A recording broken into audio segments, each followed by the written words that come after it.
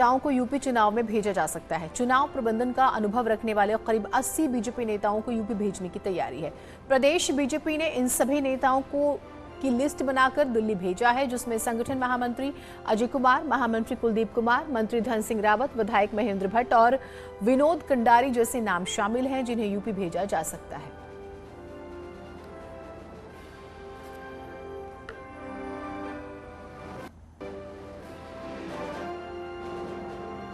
जो अंतिम दौर का चुनाव है उसके लिए जा रहे हैं। माननीय महामंत्री संगठन जी के नेतृत्व में ऐसे सभी वरिष्ठ पदाधिकारी और कार्यकर्ता जो इच्छुक हैं, जिनके पास समय है, ऐसे लोग उत्तराखंड से यूपी में जाएंगे।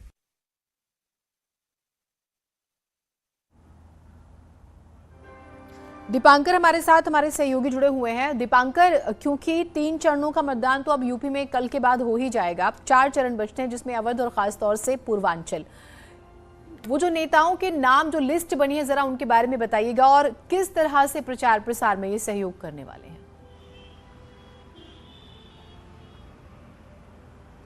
बिल्कुल जीनत, क्योंकि उत्तराखंड में 14 फरवरी को वोटिंग हो चुकी है। उत्तर प्रदेश में 20 तारीख के बाद 4 चरण और बचेंगे। तो बीजेपी का संगठन जिस तरीके से काम करता है, संघ की जो कार्य प्रणाली रही है, उसी को देखते हुए 80 नेता लगभग बीजेपी के ऐसे हैं जो यूपी में जाएंगे। अलग अलग विधानसभा क्षेत्रों में उनकी ड्यूटीज लगाई गई हैं।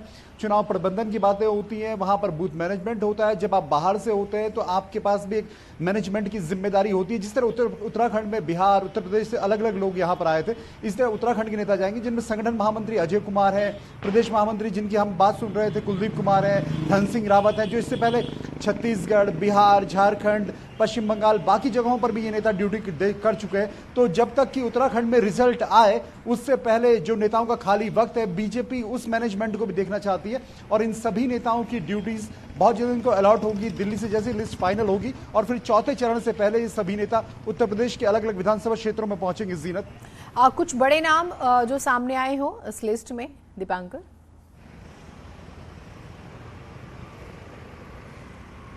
खास तौर पे जो धन सिंह रावत हैं, और इसके अलावा जो कुलदीप कुमार प्रदेश महामंत्री हैं, इसके अलावा विनोद कंडारी जो विधायक हैं, महेंद्र भट्ट विधायक हैं। अब ज्यादातर वो नाम जो विधायक उम्मीदवार इस वक्त हैं और जिनका इस वक्त पर यहाँ पर उत्तराखंड में फिलहाल कोई डायरेक्ट एक्टिविटी उनकी नहीं है, वो लोग, और प्रदेश संगठन के वो लोग जो इससे पहले बाकी जिलों में या बाकी विधानसभा चुनाव में दूसरे राज्यों में काम देख चुके हैं। इसके अलावा संगठन के ऐसे पदाधिकारी जो उत्तराखंड में भी इलेक्शन की जिम्मेदारी देख चुके हैं और दूसरे राज्यों का जिनका अनुभव है, उन सभी लोगों को वहां पर भेजा जाएगा और इसके लिए बहुत जल्द लिस्ट जारी होगी। जीरत, बहुत शुक्रिया दीपांकर आपका तमाम जानकारियों के लिए। बीजेपी की बात करें तो वोटिंग के बाद बीजेपी के अंदर बवाल मचा हुआ है और हैरानी की बात यह है कि पार्टी लीडरशिप इस पर कुछ भी नहीं बोल रही। अब चर्चा है कि बीजेपी में चुनाव को लेकर जबरदस्त इंटरनल पॉलिटिक्स चल रही है और कांग्रेस में इस मामले पर बीजेपी को घेर रही है।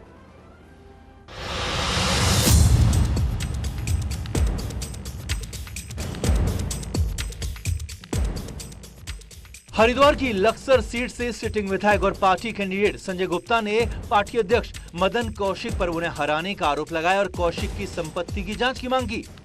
अब ये बात चौंकाने वाली थी, लेकिन इससे भी ज्यादा हैरानी वाली बात ये थी कि प्रदेश अध्यक्ष मदन कौशिक समेत पार्टी के सीनियर नेताओं ने इस मामले पर चुप्पी साध ली। सूत्र बताते हैं कि संजय गुप्ता सिर्फ मोहरा मात्र हैं, इसके पीछे पार्टी के भीतर नेताओं के अलग अलग गुट इसका बड़ा कारण है। नतीजा, महामंत्री संगठन से लेकर बीजेपी के केंद्रीय नेतृत्व को मोर्चा संभालना पड़ा।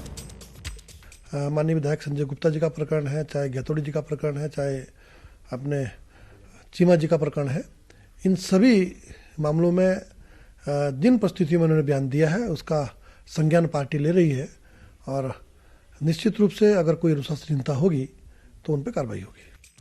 अब बीजेपी की सिर फुटअव्वल ने कांग्रेस को भी मौका दे दिया। हरक सिंह रावत का कहना है कि अनुशासन की बात करने वाली बीजेपी में सब कुछ दिखावा है और नतीजों से पहले हार के बहाने ढूंढे जा रहे हैं। जो चीजें कभी कांग्रेस में होती थी, एक दूसरे के पैर खिंचाई करना, नीचे राजनीति की पराकाष्ठा, नीचे गिरने की पराकाष्ठा करना, वो आज भाजपा में,